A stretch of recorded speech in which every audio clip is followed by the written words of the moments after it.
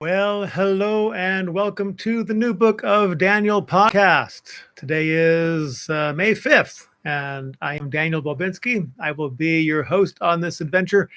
We are talking about news that happens to be affecting us as Americans, and especially as conservatives. If you want to subscribe to what's going on here, if you're watching this where you can watch it on YouTube, go ahead and click that subscribe button, because then you get notified when I do these live podcasts and also when I upload previous recorded shows. I do thank you for tuning in. And of course, if you want to leave a comment down below on anything that I'm talking about, feel free. Since this is a live stream, if you want to put something in the chat as well, feel free to do that. If you want to look me up on social media, just find the New Book of Daniel on Facebook, on MeWe, and on Gab. I don't go on Parler much anymore.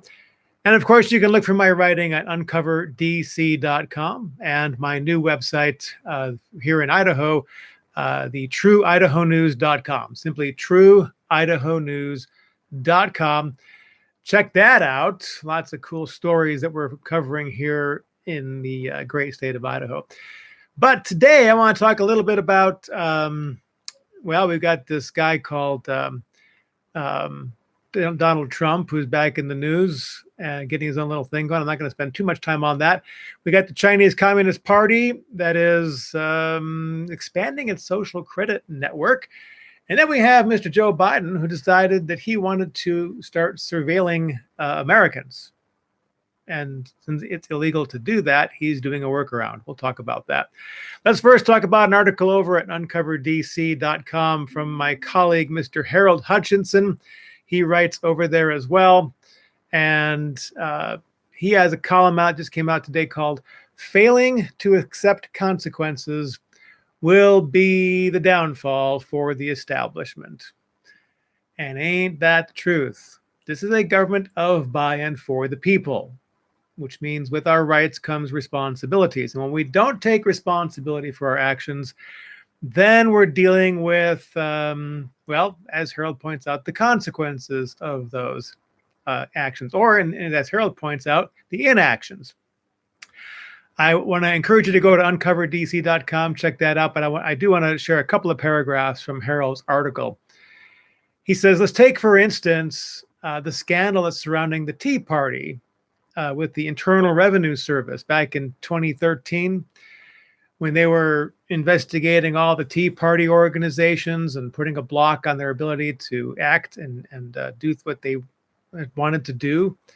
They withheld all their 501c3 approvals. Well, you had people who were holding themselves up as leaders of the Republican Party, George H.W. Bush, Bob Dole, George W. Bush, John McCain, Mitt Romney, all these guys who had been candidates for president, and they didn't say squat about what's going on with the situation with the Tea Party. Hi, Amelia. Thanks for watching. So he says, now, how much do you recall them speaking out about that targeting? McCain was mum. Bush Sr. was mum. Bush Jr. was mum. They didn't blast anything out. Bob Dole apparently struck dumb. And he says Romney's reticence was quite remarkable, given that the IRS's inaction may have cost him the election. He didn't squawk about the IRS holding that up. We've now found out through a book tour that John Boehner, this former Speaker of the House, that he hated the Tea Party. Of course, the Republican Senate didn't do much either. Thankfully, today, with the absence of Trump, we have Senator Tim Scott, who's fighting back. Harold writes, he may not be as in the pugnacious style of Trump, but considering that the 2020 election taught us that how a message is delivered matters, Scott has been very effective without a single mean tweet. He also says that fundraising reports show the establishment and never Trump types are losing control of the Republican Party, to which I heartily applaud. Their failure to accept the consequences of a 2 decades long pattern of inaction, I'm going to suggest that's a 3 decade long pattern of inaction, has made that outcome inevitable. The big distraction will be whether the effects of imposing those consequences will distract from the vital task of defeating the left in 2020, 2022, or 2024. Let me call your attention to a couple of organizations I strongly recommend. One is the Conservatives of Movement. It started here in Eagle, Idaho, where they discovered that they had a very conservative town, but a very liberal mayor and a very liberal city council. They had basically fooled the population because people weren't paying attention. Well, a couple of conservatives got their act together, got a ground game going, and in 2 years, they managed to flip it. They now have a conservative mayor and a conservative city council, and it can be done. So Conservatives of Meridian started, and then Conservatives of Boise got started, and I kind of was working with the guy who started the Super PAC, Conservatives of PAC, and helping to create structure. There's a book over my shoulder here, that orange book. You can find that on Amazon. It's called Creating Passion-Driven Teams. Well, for 30 plus years, I've been an executive coach, corporate trainer. Before I got involved in trying to defend and protect my community, but I am accustomed to working with organizations and building teams and helping teams be more effective. So that's what that book's about. So basically, the guy who runs the PAC asked me to help teach the different organizations how to get their teams structured well. So we're doing that. I'm not a part of their organization. I'm kind of acting as a consultant, but I would encourage you to visit conservativesof.org, take a look at their website, take a look at what they're about. And if you want to get a chapter going by you to where you too can turn your city politics around, or your county politics, or your district politics, or even your state politics, you can start a Conservatives of chapter, and the organization will help you get organized and get things moving to win back your towns, cities, and states, counties, districts, etc. Anyways, let's move on to some things happening with Big Brother, if you will. We have this guy, Xi Jinping, I forget how to pronounce his name, in China. He's the president of China. China's social credit system is now not just operating in China. It's now operating also in Canada. Article over at FaithWire. China is covertly conducting surveillance and even tracking people's movements in North America, trying to advance its totalitarian authority over even free nations. The Gatestone Institute, a nonpartisan international policy council and think tank, reports that China's State Council issued guidelines for the establishment of a social credit system to be established by 2020. Well, that's in place. And it collects feeds from about 626 million surveillance cameras and smartphone scanners to all aggregate that data in China using face recognition technology, et cetera, designed to keep tabs on every Chinese citizen's behavior. For example, if you criticize Xi Jinping, I believe is how you pronounce his name, if you criticize the man, that could lower your social credit score. And that could result in some negative consequences. For example, you could be denied social services. You could not get a mortgage. You could even be banned from traveling on trains or airplanes. And they call this interconnecting repercussions for your family. So if you're a dad or a mom and you criticize the president of China, maybe you go to a meeting that's critical of a Chinese Communist Party policy, well, maybe your children don't get accepted into the college that they wanted to go to. Or maybe they don't even get to get on a bus. This is all part of the program that's expanding worldwide. This system, believe it or not, has now been discovered in Vancouver, Washington. There's a store, a restaurant, and I'm going to chop this name, Hai Di Lao Hot Pot. It's my best guess. There is 935 of these restaurants worldwide. It's owned by it's a corporation in the Chinese Sichuan province.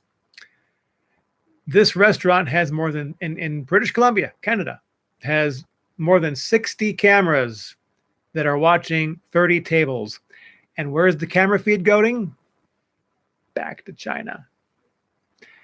There are several of these social credit systems in place in China. They have set 2025 in China as a national target to get it all smoothly operating. So, why would Beijing be interested in the patrons of this particular restaurant in Vancouver, Washington? Because the Chinese government sees the Canada city as a gateway into North America.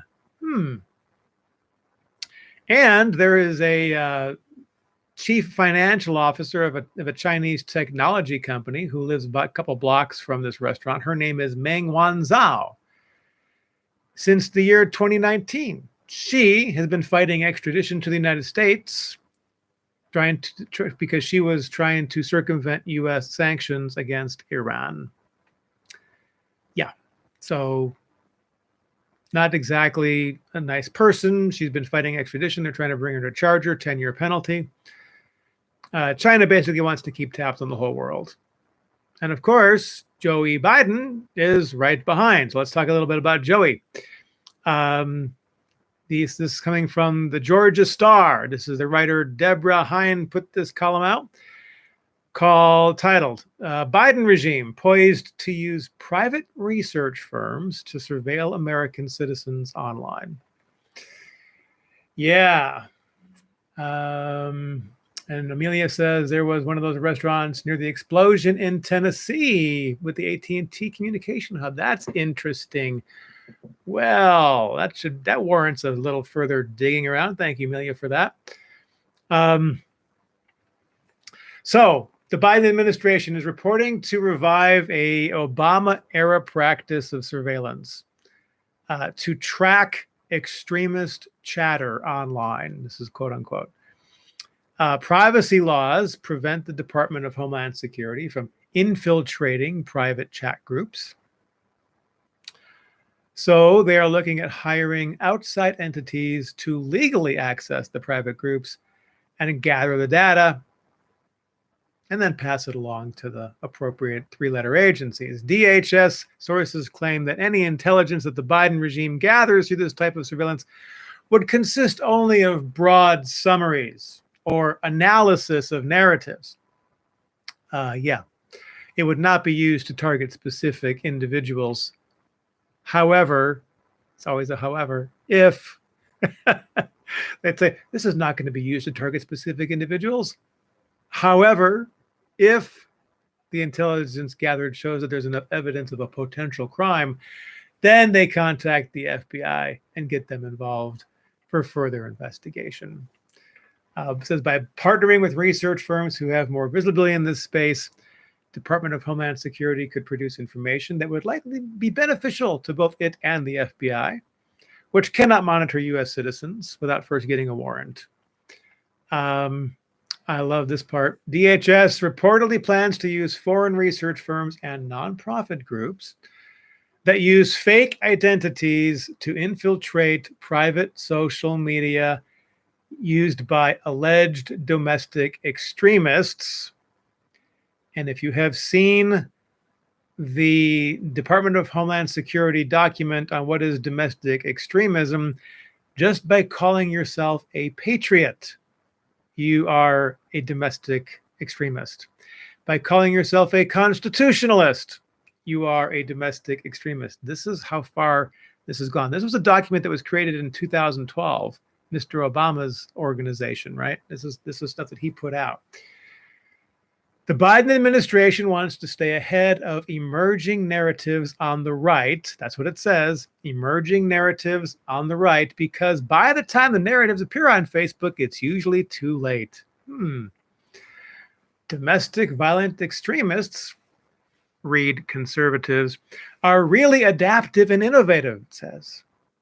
We see them not only moving to encrypted platforms, such as Signal or Proton Mail, but obviously couching their language so they don't trigger any kind of red flag on the platforms. Yeah, because if you say truth and speak the truth, they cancel you. Yours truly used to be on Twitter, thousands of followers, spoke truth one too many times. Twitter decides, you've been expunged from our roles. You can't be part of Twitter anymore. No warning, no nothing. One day, just you're gone. Well, I think if you are trying to exercise your First Amendment rights to free speech and talk about the government and how the government can be changed because of we, the people, it is a government of, by, and for the people. If we don't like what we see, we have the right to alter that form of government. That is in our U.S. Constitution. That is the law of the land under which we live. And so we're getting canceled from just exercising that right. So naturally, people move to Signal, encrypted text, or Proton Mail, encrypted email, or they couch their language so that we don't trigger a red flag. In other words, we don't trigger getting canceled, so we can continue to have our conversations about how we can revert back to living in a constitutional government. It really befuddles me that they call people who are protesting against Biden anti-government protesters, when in fact they're pro-government protesters. They're pro-constitutional government protesters. They're anti-socialist government protesters. So I guess they need to include those little caveats in there. Let me move on to my next story. Pfizer, the guys who make the little shot that injects that little medical device into you, that mRNA vaccine, they call it. Pfizer expects its vaccine will be a, quote, durable revenue stream as it seeks approval for children ages 2 through 11. Yikes. This is an organization that was given an emergency use authorization for its vaccine. Pfizer, Moderna, AstraZeneca, Johnson & Johnson, all of the vaccines are under an emergency use authorization, which isn't supposed to be for kids, and yet they're now pushing for kids. This is an article, gosh, I forget where I got this one, but you can probably read it somewhere, anywhere. Yesterday, Pfizer released a strong earnings report, even surpassing the Wall Street Journal's elevated projections. It also revealed that it's on the cusp of securing regulatory approval for the U.S. for minors to receive the vaccine, which will set off another wave of demand as the Biden administration heaps pressure on states to get their vaccine numbers up, of course. During a call with analysts, the CEO revealed that Pfizer is in talks with basically all governments of the world about providing shots and booster shots until through the year 2024. The key number for Pfizer this year is expected to hit a sales of $26 billion just on the vaccine alone. It would way surpass their other highest selling products. Pfizer also said it intends to use its mRNA technology for other therapies and vaccines. For example, the seasonal flu shot. The CEO has already primed the public to accept the additional shot within the next year for their second dose, likely teasing the likelihood that the world will require annual booster shots. So they're going to put out annual booster shots for this vaccine, something that would be a boon to Pfizer's bottom line as it moves to get its vaccine division into a major permanent line of business. To help make the product more durable, aka longer lasting in its profit line, and thus increase its demand in poorer countries, the company says it's studying whether doses could be stored in standard refrigerator temperatures instead of the deep freeze they have now. He says that he expects his durable demand for vaccines to be similar to the flu vaccine. Got to get that annual shot. And it's our hope, he says, that the vaccine will continue to have a global impact by helping to get the devastating pandemic under control. I had to stop when I read that. The devastating pandemic under control. Look around where you live. Have you seen any of the hospitals in your area overrun with COVID? I mean, yeah, they were pouring people into the hospitals in New York and other places, the hot spots, when in fact they probably just had the flu, we're now learning, and killed these people on respirators. Of course, we're not talking about that anymore, are we? And also, by the way, helping economies of the world not only open, but stay open, said the CEO. This is bad news for the ragtag band of emerging market economies that are pushing for the World Trade Organization to waive the intellectual property rights on these vaccines so they can make their own. An open vaccine movement, which would be a threat to Pfizer's latest profit stream. And I'm reading that. The efforts being led by India and South Africa because they're not getting a fair distribution of the vaccines. This is my favorite sentence, or my least favorite sentence, and you'll know why when I read it. Yet Bill Gates and Washington lobbyists have continued to insist that respecting intellectual property and letting big pharma handle global distribution means that the status quo is likely safe. Yeah, Bill Gates, the man who founded the Bill and Melinda Gates Foundation in the year 2000, who started the Decade of Vaccines in the year 2010 and put Anthony Fauci as one of the 5 or 6 people on his leadership advisory team, who has been there for the past 10 years. Did you know that you cannot get an emergency use authorization if there is another viable treatment for an illness? Doesn't matter the illness. It could be your left arm grows an inch longer every day for a week. You could have 16 different ways to treat that. But if the FDA doesn't recognize it as valid, then it's not valid. And then we're going to come out with a vaccine that puts your arm back in the right distance, the right length. Then they're going to go with the vaccine. As long as there's no other treatment available, you can have an emergency use authorization. So when Dr. Zelenko came up with his Zelenko protocol, it was granted emergency use authorization.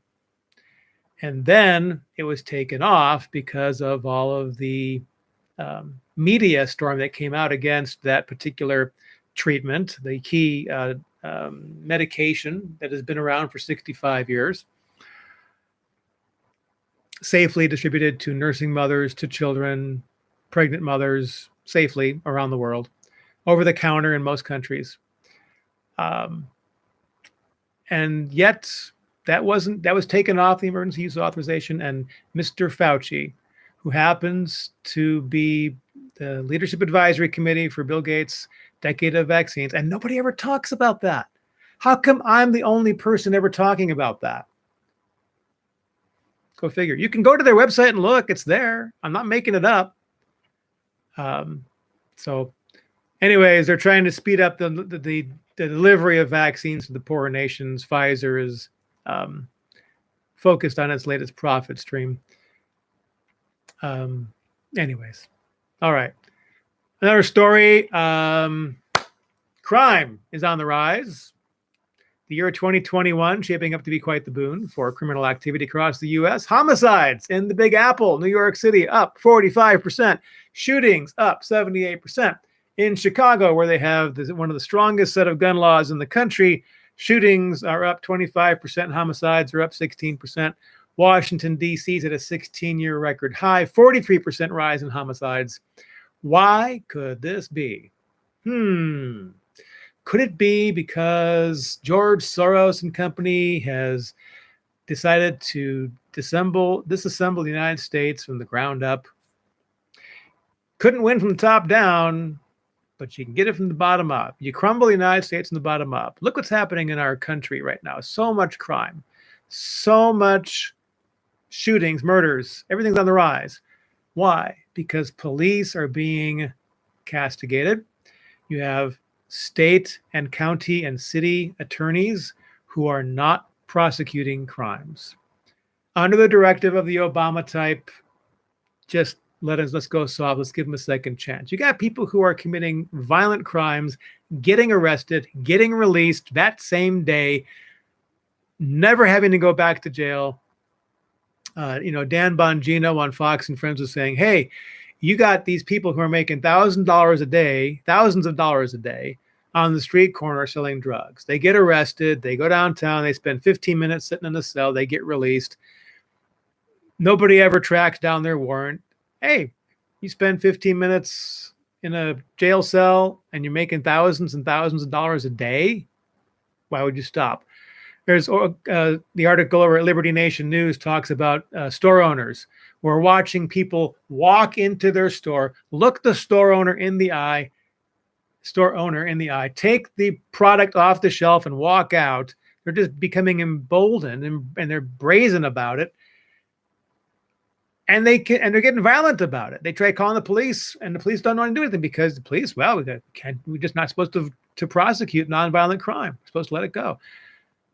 As a result, 45% increase in homicides in New York, 78% increase in shootings, 16% increase in homicides in Chicago, 25% increase in shootings.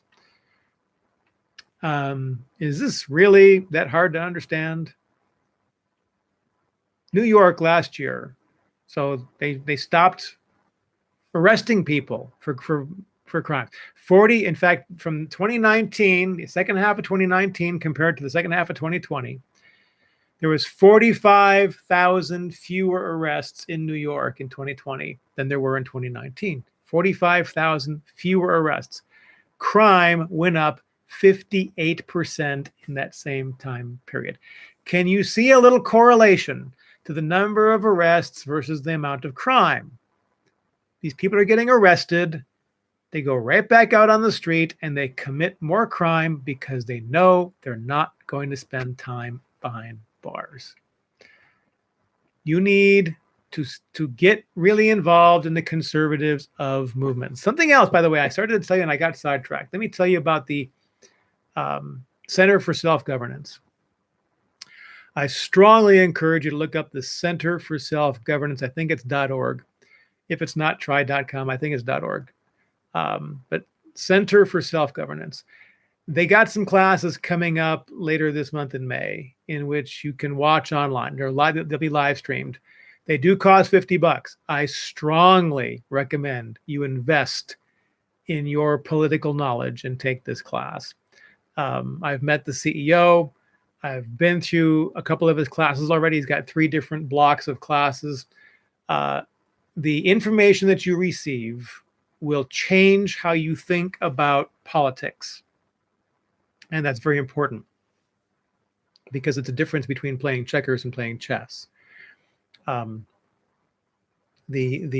globalists, the people who are trying to stir up our boundaries of our republic and create more of a dictatorship type stuff with regional governments, these people want to dangle all sorts of stuff in front of you to make you distracted.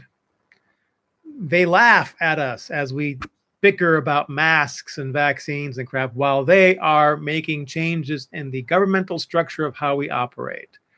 And so you really need to learn about how that works. And so I strongly, strongly, strongly recommend getting involved in the Center for Self-Governance, taking their classes, and then also getting involved in a conservatives of group, starting your own conservatives of group and making a change to reinforce the structural boundaries that were created by our founders. That's what they're trying to remove. Don't let them do it. You can make a difference. You've got places where they're fighting back and they're winning. So with that, it is now half an hour in, and I've got some stuff I have to get going to do.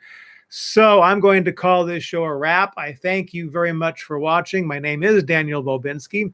I invite you to read my stuff at UncoverDC.com and at TrueIdahoNews.com.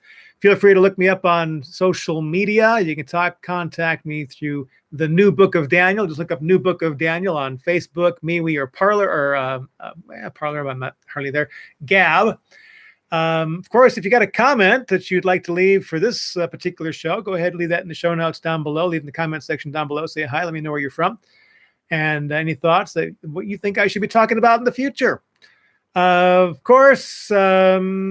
This is the New Book of Daniel podcast. I thank you very much for watching. Until I catch you the next time, you guys be blessed.